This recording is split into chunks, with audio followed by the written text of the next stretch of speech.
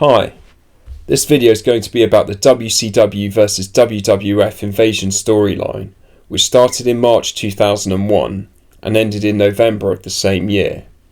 I'm very briefly going to talk about the historical rivalry between both companies, then explain why this much anticipated storyline was a huge letdown for many. Finally, I'm then going to give my opinion on what I think Vince McMahon should have done differently with the WCW brand. The World Wrestling Federation's first ever Monday Night Raw show was aired on the 11th of January 1993. World Championship Wrestling debuted their own show called Nitro, also on Monday nights, almost 3 years later on the 4th of September 1995. To many it seemed odd clashing two wrestling shows on the same night and at the same time, as this would in theory split the wrestling audience. But WCW, owned by Ted Turner, were all in and fully intended to put the WWF out of business. WCW's mission statement was simple: run Vince McMahon out of business by any means necessary. The two shows traded victories in ratings over the years, and far from diluting the wrestling audience, the Monday Night Wars created world record-breaking television popularity for both shows and made the industry bigger than it had ever been previously. In their peak, WCW had an identity of established stars like Goldberg, Sting, Ric Flair, the NWO, Scott Steiner, and Booker T, while the WWF had The Undertaker, Kane, D-Generation X, The Rock, and Stone Cold Steve Austin. Fans would often switch back and forth between shows, with WCW getting the better of the WWF from June 1996 until April 1998. The two companies continued to trade victories until November of the same year, when WWF Raw pulled ahead of WCW Nitro for good. Fast forward to 2001 and the owner of the WWF, Vince McMahon, purchased WCW. On the final WCW show, there was a crossover episode where Vince McMahon's real-life son, Shane McMahon, came out to the WCW ring and addressed his father, who was simultaneously on WWF Raw, saying he was the actual owner of WCW, and he declared war on the WWF. This was an awesome moment, and fans like me were dreaming for years about a crossover between the two companies. And watching Goldberg face the likes of Stone Cold, Sting facing The Undertaker, and D-Generation X fighting the NWO, just to name a few. If you come into my man cave, you'll see that unlike most of my friends at school, I preferred WCW over the WWF. So as a WCW fan, I was sad that my team lost the war, but I was also really excited about the prospect of a new WCW owned by Vince McMahon, and watching their top stars face the WWFs for the first time. As most wrestling fans know, this excitement of a new WCW, or at least a decent crossover storyline with the WWF, was short-lived and ended up being a massive disappointment.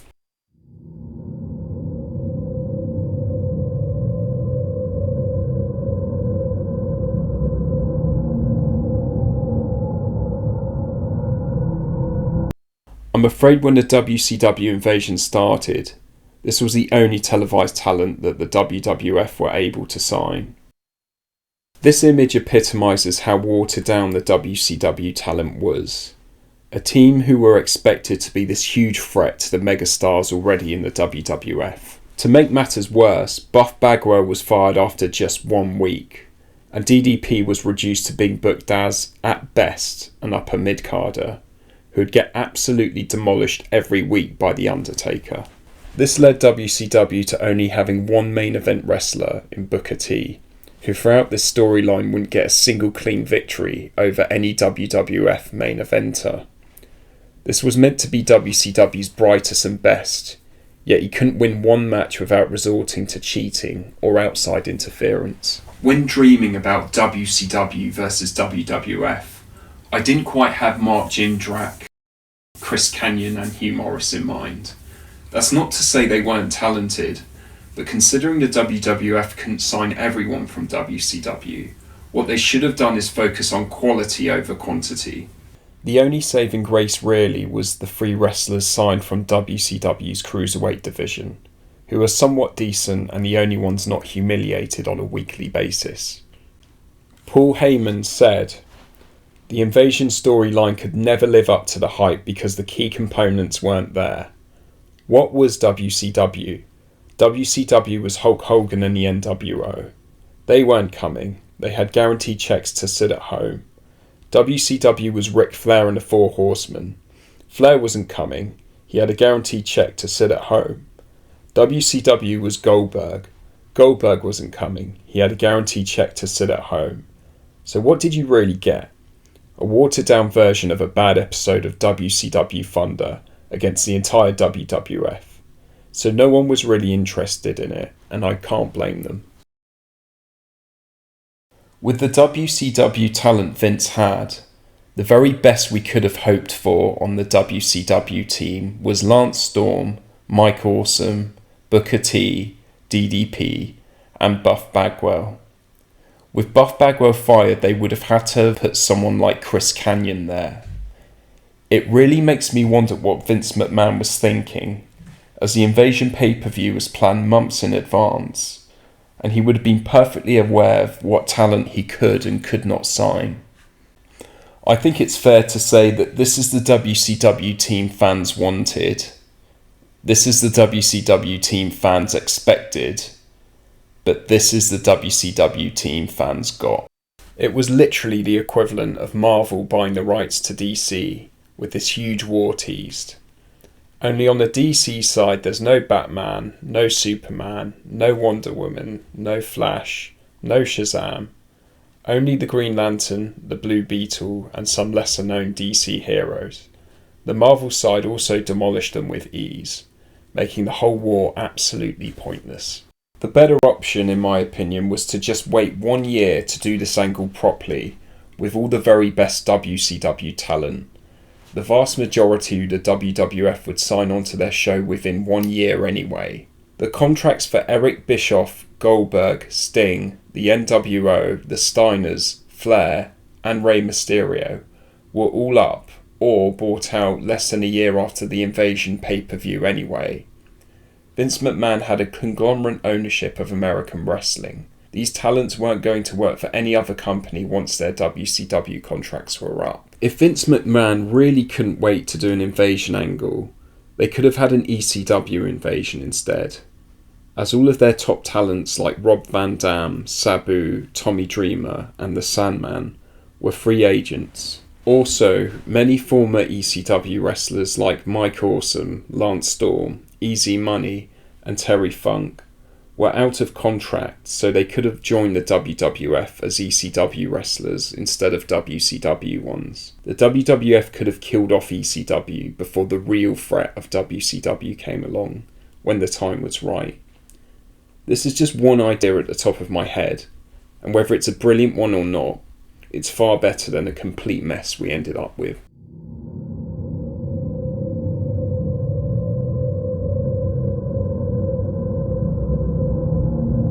It's understandable that the WWF couldn't sign everyone from WCW. It was only one company after all. Some of the top WCW stars were also being paid huge money to simply stay at home, and therefore had little incentive at the time to earn less by working in the WWF instead. However, that doesn't change the fact that the talent they could sign were not pushed in a way which made this WCW team any threat at all. If you insisted on having this angle with this talent, they should have pushed Mike Awesome, Lance Storm, Buff Bagwell, Booker T, and DDP in a way which convinced fans that they were on the same level as Stone Cold Steve Austin, Chris Jericho, Kurt Angle, The Undertaker, and Kane. The storyline could just explain that the talent in WCW was so strong that even their upper mid-carders were genuinely on the same level as the WWF's very brightest and best. People seem to forget that Vince McMahon owned WCW at this point, so it didn't matter anymore if that brand could at least temporarily be seen as stronger than the WWF. The NWO also proved that if booked properly, 3 wrestlers alone could be seen as a big enough threat to take down the whole company. DDP was a main event wrestler in WCW, yet would get destroyed every week by The Undertaker, with even The Undertaker's wife, Sarah, pinning DDP in the ring, as a result of a 20-second beating by The Undertaker on the outside apron. The way DDP was booked in the WWF was to be Sarah's stalker, which, I don't want to be rude, but didn't really make sense at the time, because DDP's wife was the beautiful Kimberly Page. I'm pretty sure if the one on the left was my wife, I wouldn't be stalking the one on the right. Given the lack of WCW stars, it would have made a lot more sense showcasing DDP as a legit badass with his beautiful wife.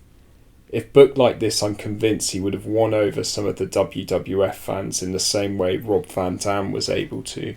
The fact that the WWF made DDP look weak suggests that even if they had all of WCW's big names, Vince McMahon bought WCW just to drag its name through the mud and tell the world that his product was the best. It was the most ego-driven storyline which had zero stakes, so people soon lost interest in what should have been one of the biggest angles in wrestling. A WWF wrestler winning the WCW title should have been earth-shattering for the industry, but it was massively demeaned when Kurt Angle won the belt from Booker T on a random episode of SmackDown, which had zero build-up.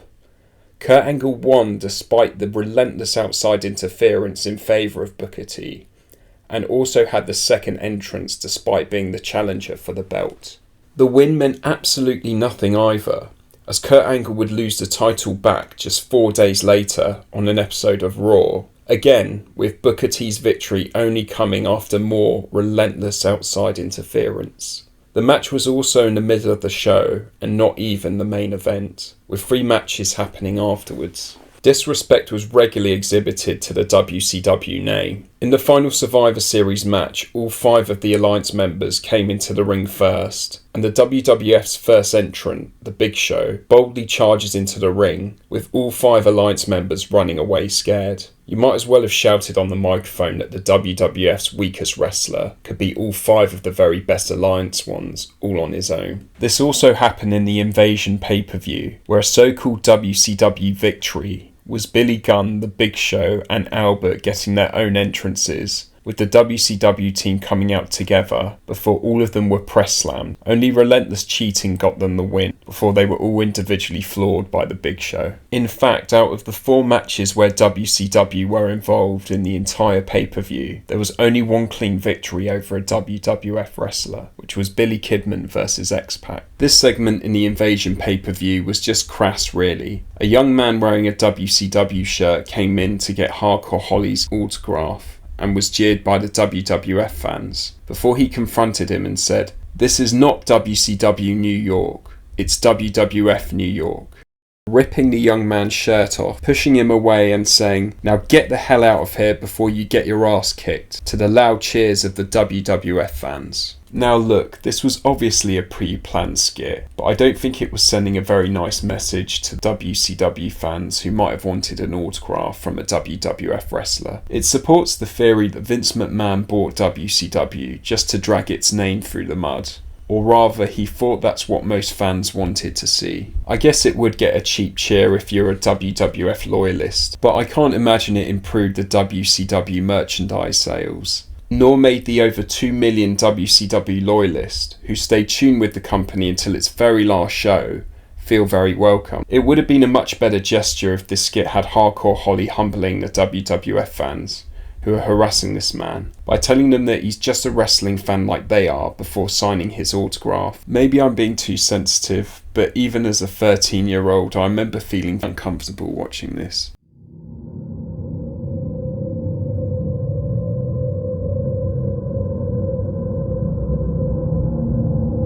There is a feeling that Vince McMahon and the rest of the WWF locker room had personal resentment towards WCW and their talent for almost putting them out of business, which is one of the reasons why they were presented as far weaker than the WWF in this angle. On the very night Vince bought WCW, he publicly announced that WCW wrestler Jeff Jarrett was fired. This was due to personal issues between the two when Jarrett used to work for the WWF. To gleefully fire someone publicly and take joy in it is just humiliating, really, and it epitomised Vince's power in the industry, where only those he personally liked would still have a job. This was also a sign of things to come when it came to disrespecting other WCW talent. Buff Bagwell, who was one of WCW's top 3 stars acquired by the WWF, was fired after 1 week, having only had 1 match against Booker T on Raw. I've seen the match several times and honestly, I can't really see anything wrong with it. Fans stormed out the arena chanting "This match sucks," but that's not understanding the context that this was the first time 2 WCW wrestlers competed in a WWF ring in front of a WWF audience. Of course they were going to boo. The WWF had been telling their fans for 5 years that WCW sucked. They were hardly going to embrace the away team. It's my opinion that any WCW match or talent would have got booed that evening, and in the exact same way by this WWF audience. I'm sure the same would have happened in 1997 if there was a WWF match on Nitro. This match allegedly scrapped plans for a WCW relaunch, which is a huge shame. My opinion of Buff Bagwell's firing after only 1 match was that it was Vince's malicious way of keeping all of WCW's talent on their toes. Vince owned wrestling now, and the wrestlers no longer had any bargaining position, as there wasn't really anywhere else for them to work. WCW wrestler Mike Awesome confirmed this theory when he said, "Being in the WWF sucked. I hated it. You had to kiss everybody's ass. You had to be on your political toes all the time. You would not believe the backstage politics. You were getting stabbed in the back constantly. I was so happy when I was told I was gone." Sting, who wouldn't wrestle for the WWF until 13 years later, said that one of the reasons he didn't join was that he saw how the WCW wrestlers were being disrespected by the company. He went on to say, "I always had this feeling that Vince McMahon wanted me more to undermine WCW than he did as a talent. I watched what happened with some of the WCW guys that came here, and I just never trusted him. I was watching what he was doing storyline-wise with WCW versus the WWF, and I'll never forget The Rock looking at Booker T in the eye and asking, 'Who are you?' And that one little comment is all it took to bury someone like Booker T. Let's let the world know that you're a WCW guy and you're a peon here. I didn't trust how I'd be used." Buff Bagwell also confirmed that the WCW stars were treated with hostility by the WWF locker room when he said, "Stone Cold and me went way back in our WCW days, and I considered him a friend, but we found out pretty quick that things weren't cool. I walked in as a friend, but all of a sudden I'm competition. I understood their position fully, but the heat was to the max."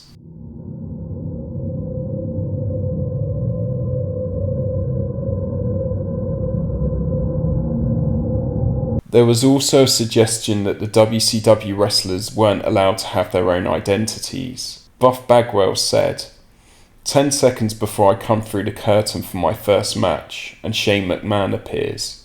He says, 'Mark, you can't look in the cameras. We don't do that here.' I said, 'Shane, that's all I do. That's my character. I look in the cameras. I pose and I wear the top hat. That's my whole gig, bro.' He says, 'You can't do it or you're fired.' So when you rewatch the footage of me coming out, I'm looking away and avoiding the camera at all costs.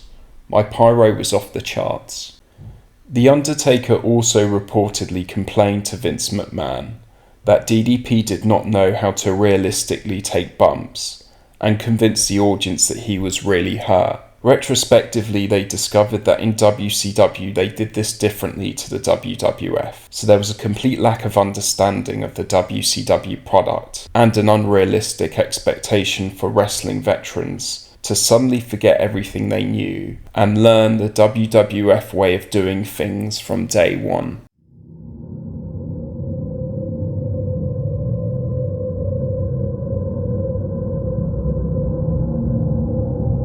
The WCW angle was so weak that Vince panicked and made ECW involved, which apart from two wrestlers in Tommy Dreamer and Rob Van Dam, were just WWF wrestlers that used to wrestle for ECW, which is a far cry from the ECW I was advocating for, wrestlers who were not already signed with the WWF. I understand that this was Vince McMahon's way of saving money, but he owned all of wrestling now, so I think the very least he could have done to the former WCW and ECW fans was to give us a decent send-off. Even with the very best former ECW talent, it seemed more appropriate for this team to face the WWF's B team. Having the very best WWF team face them was like trying to use a sledgehammer to crack a nut. It didn't take long for Vince McMahon to realise this, so to make WCW and ECW's team stronger, they had WWF wrestlers defecting to the other side. This included Stone Cold Steve Austin, Test, William Regal, Ivory, Christian, and Kurt Angle. This meant what we really saw was WWF wrestlers fighting other WWF wrestlers who are now wearing WCW shirts. Going back to the Marvel vs DC analogy, this was like Spider-Man, Thanos, and Ghost Rider joining Team DC to fight Team Marvel. I had to try not to laugh while saying that,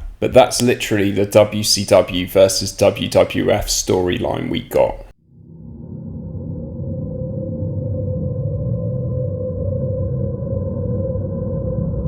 I'm not going to diverge into how I would have personally booked matches or storylines, as that would make this video far too long. But if that's something you're interested in hearing my opinion on in a future video, then let me know in the comments. However, I will give my take on what I think Vince McMahon should have done with the WCW brand after purchasing it. First of all, my personal belief about WCW is that Vince McMahon should never have been allowed to buy it in the first place.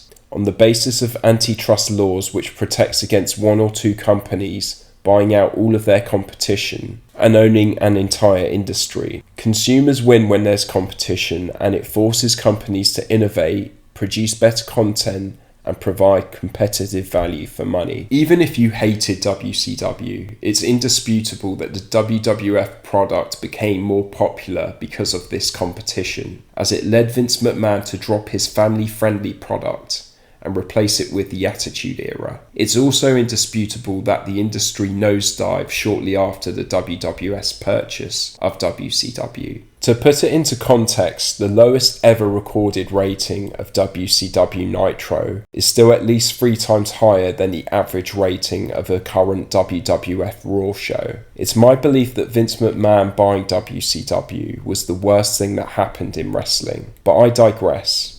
It was approved, so I'll try and retrospectively make the best out of a bad situation. There's reports that Vince McMahon did want to run WCW as its own show, but he was understandably prohibited from doing so on a rival network, meaning he had to feature WCW on the television time slots he already had. His plan B was to therefore have the WCW brand on Raw and the WWF brand on SmackDown, similar to the eventual brand extension we got. But the negative WWF crowd reaction to Booker T vs Buff Bagwell allegedly scrapped this plan. As a WCW fan, I would have personally loved for it to have the Raw time slot, but I also understand that near the end it was a failing brand, and there were big risks of there being at least a short-term drop in ratings in their already popular WWF Raw show had they rebranded it as WCW. With all of this in mind, Vince needed patience and in the short term covertly rebrand WWF Jacked and Metal as exclusive WCW shows to test the waters with fans before the contracts for the bigger stars were up, which would lead to a proper invasion storyline on Raw and SmackDown. For me, this is the perfect scenario, as these were basically developmental brands, and it would have allowed the WCW stars to train the way Vince McMahon wanted them to. I think it's fair to say that a new WCW show would have done better in the ratings than WWF Jacked and Metal were able to, so everyone would have won in this scenario. If booked in a new invasion storyline where WCW was seen as a credible brand, there's a chance that fans would have been far more accepting of WCW as its own show on either Raw or SmackDown. And if not, then fair enough. have the WWF win the war in the storyline, but at least the fans would have had a decent crossover and a fair send-off. Anyway, if you like this video, then please like, subscribe, comment and share. I look forward to making the next one.